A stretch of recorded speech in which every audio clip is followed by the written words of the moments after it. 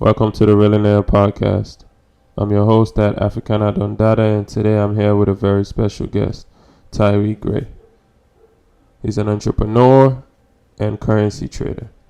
Originally from Liberia and came to the States as a refugee after the Civil War in his country of birth. It's like I'm all about networking and stuff, so I feel like in 10 years I can tap into that billionaire.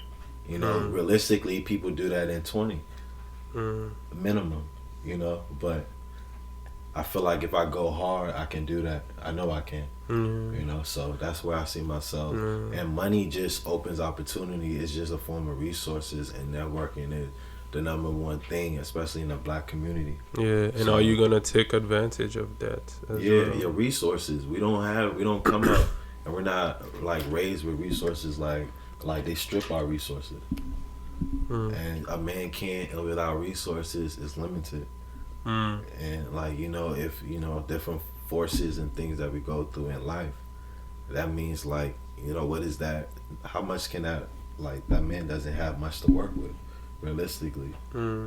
So sometimes in our culture, if it's not, sometimes we're not always successful, or don't have parents, or father. I wasn't raised with my mom or dad, and stuff like that. Mostly when my grandma came here during the Civil War, Liberian Civil War. All right. So do you feel like you have a bond with your parents, even though you weren't raised with them? I felt like I created one because I realized that I need to tap into that, especially when I have my son. I have a 4-year-old Ethan, so I had to tap into that. So me tapping into that, I started really learning my history and stuff like that. And it started empowering me. So now it's my job to empower him and build this generational wealth. That means more. That means different to me than it means for everybody else. And stuff like that. Like I was telling you, I found out I was related to Harriet Tubman. Right. So do you feel like your connection with your parents is is it more of an emotional one, or is it one that's just out of necessity? Let's see. Say compared to somebody who might have grown up with their parent, not just that, but they had an emotional connection. Because sometimes not growing up with your parent, some of that emotional connection is stripped. And regardless of when you come back to try to make up for that, it's not really the same. I think for me specific, like I said, the first time I came, I met my mom was 2009. How old were you then? I can't do math right now. But around what age were you? I was Were you a teenager, younger? I'm 32 right now. 2009 and stuff. So I can't do math right now. Were you in high school? That's what I think I was in high school. Okay.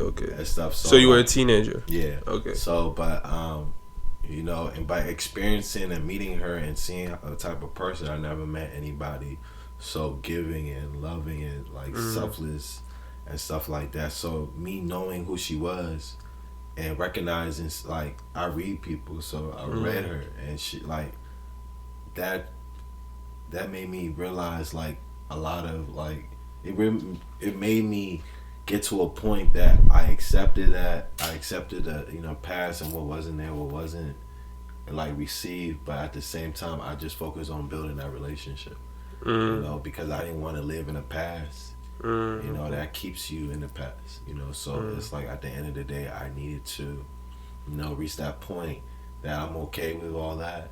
I'm empowering myself and learning who I am and my heritage and stuff like that. And at the end of the day, it's gonna make me a better man and a better father and a better, husband in the future. All that. So yeah. All right. So how does that empower your son?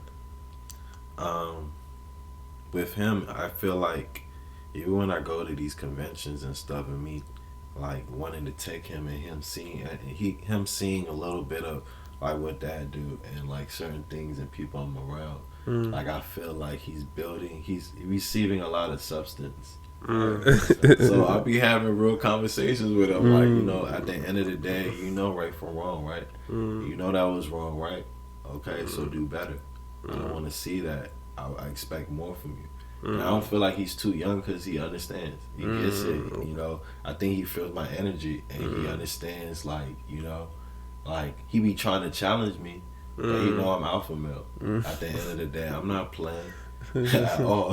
So it's like at the end of the day, like I'm not gonna tell you anything that's gonna hurt you either. Alright, let me ask you this way: as far as like the alpha and the beta thing, right? Do you feel like you're birth an alpha, or that's something you become? That's a funny question, but It's you gotta be specific with what you mean. Like you talking about in relationships, It or you doesn't talking matter. about An alpha male is an alpha male, bro, and a beta male is a beta male, right? I'm just So, keep thinking are you about. born- I'm thinking about this little stuff on social media. When you say that, I'm sorry, but alright, you good, in bro. the way that I've seen it, okay, I feel like some people are born leaders. Some people are born, but some people don't tap into it. A lot of people don't get to that point. You know, so at the end of the day, like, So are you both? I feel like you're stepping around the question. I am an alpha. I'm born an alpha male. So you feel like people are born alphas, and then people who are not alphas as beta, they're born beta males. I feel like I am. I can't speak for everyone and what they are and what they're not. I feel like with some people, what I see is they transform into that person. You know, they evolve into that person and stuff. I don't see too many people instantly like built like that.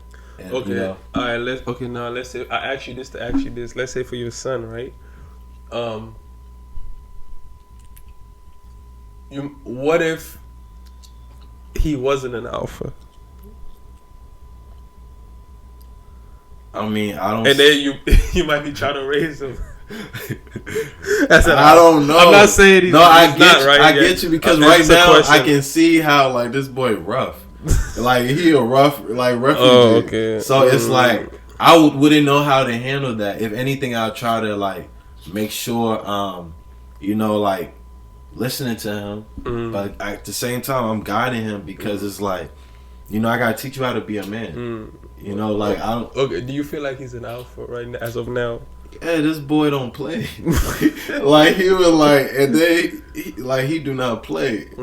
So it's like I feel like he's gonna be a monster. He's gonna be like on a different level. Alright, I feel you. Okay, cool. And would you be receptive to having a son that wasn't an alpha?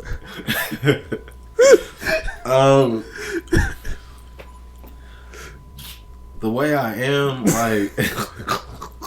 Just keep it real, bro. No, I'm keeping it real. Like I will want him to be so bad, and I will like.